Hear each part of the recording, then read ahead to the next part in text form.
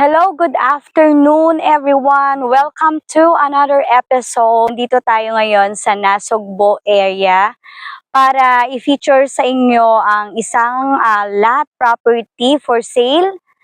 So kindly check this out.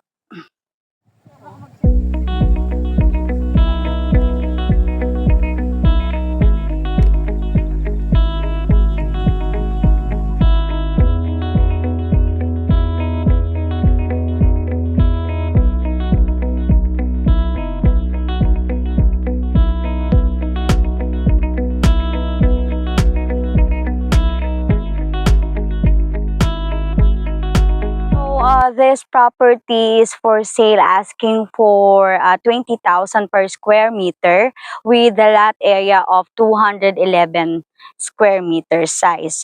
So from this end, dito nag-i-start yung property mo hanggang dito sa Mohon area. Mohon? Ito. So, Mohon. So, yan. Hanggang dito sa side na to.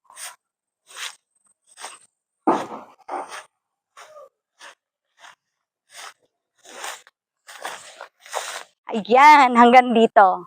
Hanggang dito. Pero yung dito sa side, hindi nasakop yung area na yan. So, ganyan yung sukat ng 211 square meter size. And ang isa sa maganda dito, ang klima dito is mahangin. And also, pwede ka rin magpatayo dito ng merong balcony with mountain view. Yeah. Feature of this property is meron kang mount view, tapos mahangin, malamig ang area since malapit to sa Tagaytay. And also, maganda yung size ng property. Meron ka rin na backyard dun sa likod which can pwede mong gawin na balcony sa side na yon. Pwede rin naman dito sa side yung meron ka ng balcony for your second floor area. Pero maganda yung size and location ng property for your rest house, or even may mga nagtatayo na rin dito sa area ng Airbnb.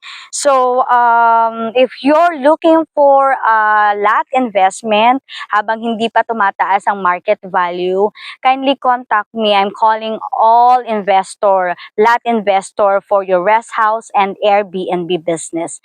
This is Myra and I am from PNM Real Estate Marketing. Bye!